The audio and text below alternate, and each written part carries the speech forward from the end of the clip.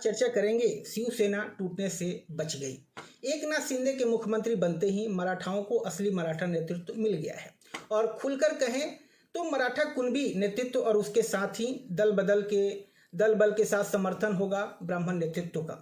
एक आदर्श स्थिति है यह महाराष्ट्र में सत्ता के लिए। पिछले 400 साल का यह अस्थायी समाधान का सूत्र है।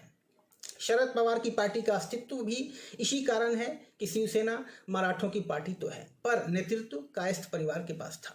कुंठित मराठा, महार और देशद्रोही कबीलाई इस पार्टी के वोटर रहे हैं। शिवसेना का नेतृत्व मराठा के पास जाते ही इन तीनों में से एक वोट बैंक छिटकेगा, जिस कारण बूढ़े पवार के बच्चे इस पार्टी को लंबे समय तक संभाल पाए, इसमें शक है। शिवसेना भाजपा युति को जल्द से जल्द महारों के साथ अपने सिंबॉलिक फिर धीरे धीरे वास्तविक रूप से सत्ता शेयर करनी चाहिए। जिस दिन इन दोनों दलों ने मराठा, महार एवं ब्राह्मण समीकरण को साध लिया, किसी में दम नहीं है कि इन्हें सत्ता से हिला सके। मराठा, कुणबी, ब्राह्मण, महार, कबीलाई यही 4 सत्ता के भागीदार हैं। असल में वहां का नेतृत्व सत्ता को हिंदुत्व के रास्ते पर ले जाना चाहता है तो मराठा, ब्राह्मण और महार का एकीकरण कर दे।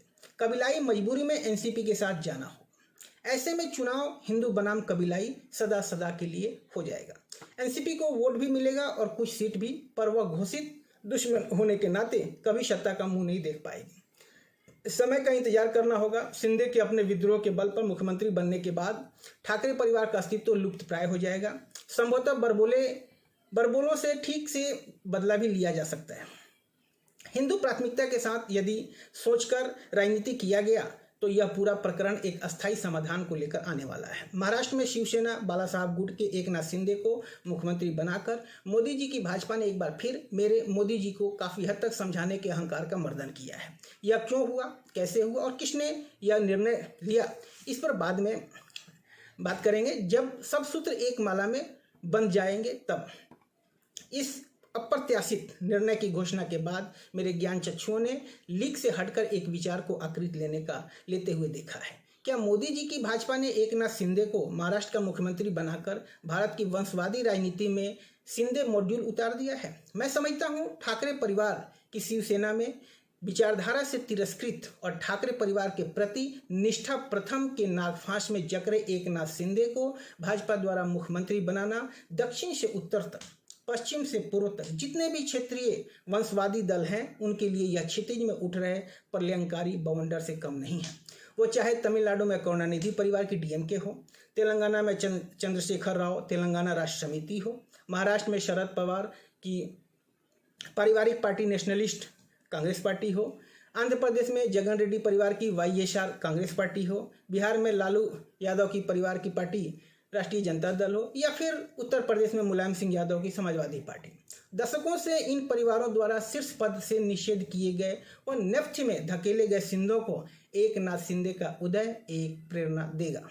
उनमें उनके शीर्ष पद पर पहुंचने के मृत्युपरायण हो चुके स्वप्न को संभावना का बल मिलेगा। ये जहां उनके सामर्थ्य को ऊर्जावान करेगा, वहीं उनमें आशा का संचार होगा और वंशवाद की राजनीति को विध्वंस करने की प्रेरणा देगा। शिवसेना के सारे विधायक सांसद चिंतित थे कि चुनाव में किस मुंह से अपने क्षेत्र में जाएंगे।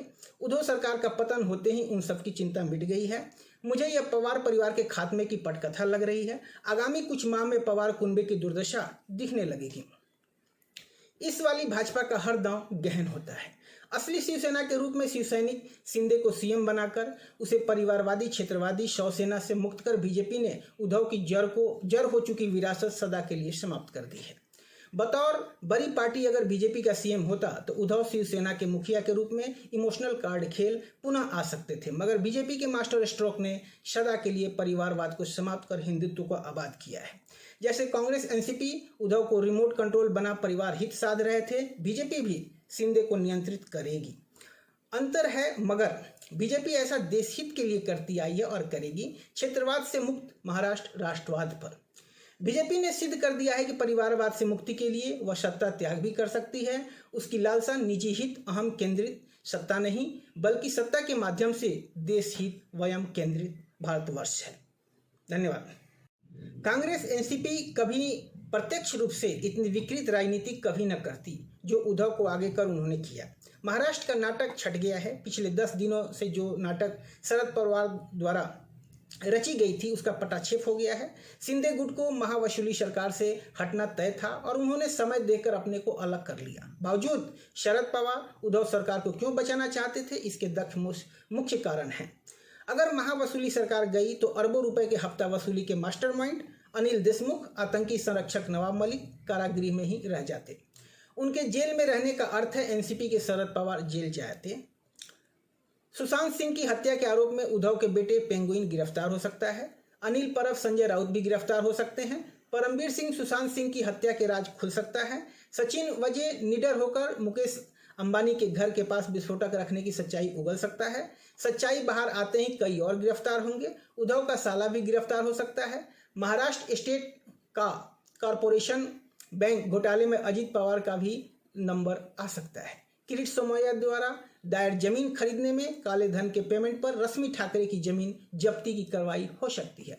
अब बीजेपी की 2.5 साल के लिए शिंदे को आगे कर इन भ्रष्ट महावसूली सरकार के मंत्रियों और छत्रपों को जनता की गाढ़ी कमाई उड़ाने और खुलेआम हफ्ता वसूली करने के लिए सलाखों के पीछे डालें और महाराष्ट्र को भ्रष्टाचार मुक्त करें। धन्यवाद।